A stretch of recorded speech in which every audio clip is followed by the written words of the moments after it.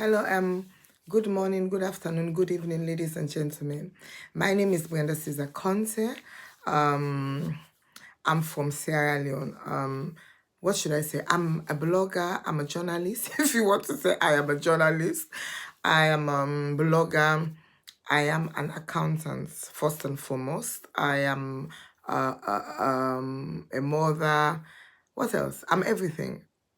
Everything good, not bad. Okay, get that right. Okay, now my topic, let me just go straight to my topic. My topic is about the influence of mother-in-laws or in-laws in the marriages, in our marriages, especially the African marriages. Don't get it twisted, okay? Mother-in-laws all over the world. There is a saying in Africa or in my country that whether your mother-in-law is good or bad, they pray that they die. They're not in existence because of the problem they have been causing in marriages. But I want to refer mainly to African marriages because it's even worse. It's worse there. It happens because I know when I was living in Scotland, a lady from, I think, Zimbabwe, and she got married to a Scottish guy.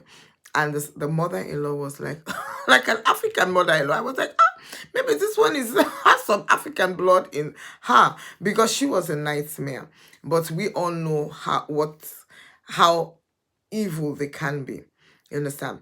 Okay, let me just start by saying to them, I want to talk to the men and the mother-in-laws, okay? Men, now, according to our Bible, or even the Quran, God created Adam, and after which God put Adam into a sleep, and then God took the ribs and created Eve. And so one thing you have to know right there, that was when mankind was created. And when God created Adam, Adam was in the garden for a long time. Adam was lonely in the garden. Adam was talking to the trees, everything, okay? And God used to come and keep Adam's company, according to the Bible. However, with time, God looked at Adam and felt sorry for Adam because Adam did not have his fellow man. And so that was why God put him in a sleep and then took a rib and created Eve, okay? So that was how the first man and the first woman was created. That is our belief, okay? Now, one thing you have to realize right there, the creation, God did not create Adam's mom or Adam's cousin, sister, brother, dad, or something like that. God created Eve, and God said it's a companion, is a partner. Okay, so that was the first creation. So we assume after the sin, they did whatever they had to do to start procreating, and we assume that they got married. Okay, now fast forwarding. Now we get married to these men. They propose to us in many cases, because not in all cases. There are some cases where the parents would arrange the marriages or the woman would propose to the man. However, in a lot of cases, the man will propose to you. But let me tell you, in the Christian religion, it says, a man shall leave his parents' house and cleave or twine, come together, like this. The two come together and become one unit, and cleave unto his wife, and the two shall become one. Now, let me tell you something. The Bible did not say a child. Because remember, when the Bible commanded children, it said, children, obey your parents so that the days will become long on earth, okay? So that was children. But here, it did not say children, leave your parents' house and cleave unto your wife. It said, man shall live, okay? So that means God is expecting a man only to be married. As a man, there's a difference between a man and a child. Not so. You are called a man when you are ready to face your responsibilities. You understand? And then somebody will address you as a man. In most cases, the age will start, like in England where I live, 18 years, they will say you're an adult. You have become a man, okay? So now you get married to this woman. In our forefathers' time, When you get married to the woman, in most cases, sometimes you will go to another village, another town, or another country, get married to this woman, and that is where the bride price comes in, okay? And you take that woman to your own family. Then we know that in those cases, and up to now, it is known that women don't have an abode. That is why when a girl child female child is born, they always say it's for your husband. And that is why the husband will come. People will say it is buying the wife. I don't see it that way. It is sign of respect. Depending on the country, depending on the tribe, depending on the financial ability of the husband and the husband's side or the husband's family, depending on the religion as well or the culture, because we know in with the Asian, it is the women who go and pay this price. Okay. But then they come and show sign of respect because they know that that woman, I don't think I will not use it as being bought. But the woman, you have spent a lot of money raising up your child. They just want to come and show sign of respect. So they will come with a lot of money, and that is the bride price. And they will take the woman away. And since then, the woman is no more member of the father's house, of her own father's house or her family side, okay? She has gone to join this new family and that is why you have the mother-in-law will say, this is my daughter-in-law. By right, it's my daughter, but it's not my biological daughter. It is through marriage in-law. That is why she is my daughter. The man's sister will say, okay, this is my sister, not biological, but it's my sister according to a law, according to the marriage, and so on and so forth. The father-in-law, cousin-in-law, things, auntie-in-law, uncle-in-law, and that side. But you have become spiritually, technically, according to law, you have become a member of that family. Now, I'm talking to the men. Men, listen and listen carefully. In most cases, you are the cause of the problem. Listen, I said most cases. I don't want you to start lamenting. I'm not talking about you specifically. I'm talking about the in most cases, okay? In most cases, the men are the wahala, because wahala means problem anyway. Because you should know that you are a man, you are ready for the marriage. Otherwise, leave that child alone. Most men are mommy's baby or mama's baby, something like that. You understand? Everything is my mom, my mom, my mom. If you are not ready, don't go and get married. Stay with your mom. If you want, stay with your mom forever. If you want to procreate with your mom. But don't go and get somebody else's child, marry them, come into your family, and expect that woman to become a slave. It is not fair. It is not fair. And that is what a lot of our African brothers do. They are so scared of the parents because most of them sometimes, when they are growing up, these mothers, they use psychology, brainwashing, and all those nasty habits to get their son to fear them. It is not respect, it is fear, okay? Because they do something like in my country or most parts of Africa, they will say, this is my breast that you suckle. You understand? If you don't listen to me, I am going to curse you. And in Africa, we are scared of the word curse. We are very scared of the word curse. We think that a mother's curse that means you will never be prosperous. You will never be progressive in life. You will be cursed. You'll be doomed forever. And so these men are scared. So this is the kind of trick the mothers play on them. It is a brainwashing trick. Mothers, it is bad. You should not control your son. You should not control your daughter or any child of yours. You gave birth to them does not mean they don't have their own life to live. They have their own life to live. You too, somebody gave birth to you. You understand? And you lived your life. But even if you did not live your life, it was your choice. That word is choice. God Almighty that created you and that boy. Because God created and put in your stomach. You cannot create mankind. You are not God. And that God Almighty, He is God Almighty. He gave us a choice in life. Some people choose to serve the devil, and God will not kill you. He will not like it, but God gave human being choices. And that is why you should leave your child, especially your son, to make his own choice. Let him make his own mistake, because they have a saying, this is my son, this woman is bad, I don't want the woman will be. No, if you, and most of these African mothers, they are so prayerful. Go to church and pray that son, and that is why for me, I have only one son, and I advise people, start praying for your son as soon as you give birth to them, so that they will have a good wife, because everybody know that a bad wife is the end of you. Only God Almighty that will save you. And a good wife is like, you have seen heaven on earth. You understand? Because a woman can make and break a man. Just know that. And that is why don't toil with a woman's heart.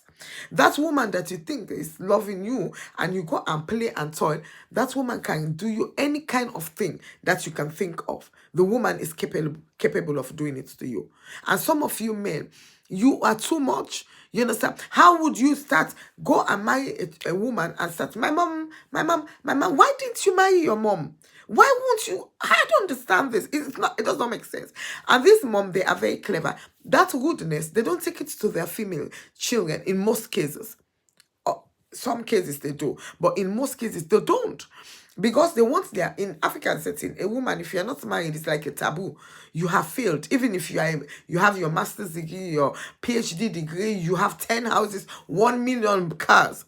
You have to get married. And that is why African women they are always rushing to get married. Even if they are married, they are divorced, they will not take their time, wait and enjoy and recover from that bad marriage. They will be running to go and get married because of the pressure in the African society that women are only honored when you are in your husband's house. You understand? So please make your wife's house. It is your house. I know of a mother-in-law when I was growing up that will actually go every day, cook and take food for the son, even though the son was married. She would claim that, oh, the wife doesn't know how to cook. I am here for myself. But sometimes again, wives, listen, when you get married to this man, let me say, before you get married, that is when you should study the dynamic of the family. Study it. Don't just get carried away with this love. I love. Romeo, Juliet. Romeo, Juliet is a book. It's not reality. Don't marry and lose all your brain or your senses. Do you understand? Go and observe. You will know the dynamic of that family. You will know what type of family you are entering into. Sometimes, if you see it is that bad, run for your life. If you still love the man, start from before you get married to let the man know that you are not one who they can just be turning left, right, center, and act. No. Do it so that even if the man don't marry you because of that, it is a blessing. Because it is better you go your separate way before you get married. Children starts coming and then you cannot cope and you have to end it up in divorce. That is not good. Because these men, I don't understand them. And although in some cases, these our mother-in-laws, Africa mother-in-laws, they can go to all type of lengths. Some of them, they go to the juju and they start remote controlling the son. And before you know it, the woman cannot take it anymore. There is a case right now in Sierra Leone. We don't know yet what happened. That the woman RIP'd the man. Called the man and RIP'd the man. That is why I am telling you, please, men, you have to be a man to get married. When your mother starts it with you, the very first time, that is when you have to make your mother know, Mom, I love you very much. You have done well for me. I love you. If you want to kiss her, but tell her, this is my home. It is not your home. Because some of these women, these mother-in-law, they want to live the life they did not live. They want to live it through their sons or their daughters' home or marriages. They want to live that life. It's as if they want to get married to your wife or your son or your husband. That's what happens. And it is not good. That's not a healthy mother and son relationship. It is not healthy. That is why I am advising you moms. When you have your children, as they go older, remember it is a life cycle. You gave birth to them so that they too will give birth. And before that, in most cases, we are expecting marriage to happen. So when the marriage happens, you have to respect it. If you don't like the wife or the girlfriend before the marriage, you can voice it out. But then as soon as the marriage comes, you went to that church, you mother-in-laws, and you, in most African, in my country, the pastor almost always preach against when that verse that says, whom God has joined together, let no man put asunder. You understand? And the mother-in-law will be there and will be chatting. Yeah, people will be chatting. All of you, not only mother-in-law, you, sister-in-law, cousin-in-law, even friends. You should not go inside a wed man. Now, in fact, the other of the day now, I'm going to talk about that in the next video. Friends, they, they don't see any other man to date. It's their friend's husband. It's the order of the day. They will start telling you. That is why when you have these stupid female friends, I'm sorry, when you have them, you have to be careful. Some people will not allow female friend inside their home. They will go and meet somewhere else. You understand? Because it is the order of the day now. It has become like a fashion. You know, the world that we live in, everything has turned upside down. You have to take the world as it is.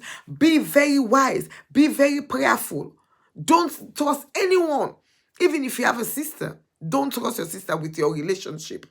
Don't trust anyone with your... That is my advice to you. Because the way you are thinking that you will never have an affair with your friend's husband, your sister's husband, that is not the way they will think. And when you start telling them things like, oh, my husband is this in this, my husband is bad in that area, they will use it at their own advantage. To say, okay, this one is because you don't know how to handle him. Let me go and handle him for you. And they will say it. They are very demonic people nowadays. So please, I am begging you, you have to be very careful. Okay, so I actually put everything together, but on the next audio, I will do a month of series whereby I will split it and go into depth. And the book is coming out soon about that. So you will buy the book as well, which is not going to be expensive. Don't panic about it. But it is going to be realistic. I am going to interview people whose marriages has gone apart because of the influence of mother-in-law, influence of in-laws, father-in-law including. Okay, I will come back on that. So thank you very much. Did I tell you to subscribe? No. Please subscribe to this YouTube channel. Like I said, more would be coming, and then that will give us the opportunity to interact with each other, the opportunity to ask questions live, and Brenda will always be here to answer your questions. Thank you very much. And also, don't forget the bell. Pew! Just touch it so that when I come live, you will be notified. And also share. Don't look at it that you are promoting me. You are promoting each other. Maybe even your child will benefit from me. All these advices, some of us, we wish we had them. And that is why the social media is good. It has its bad parts, but these are all the advantages of social media. Thank you very much. Don't forget, subscribe, notification bell, pew, and share. I love you as you are sharing. May God Almighty share his blessing upon you. Thank you very much, ladies and gentlemen.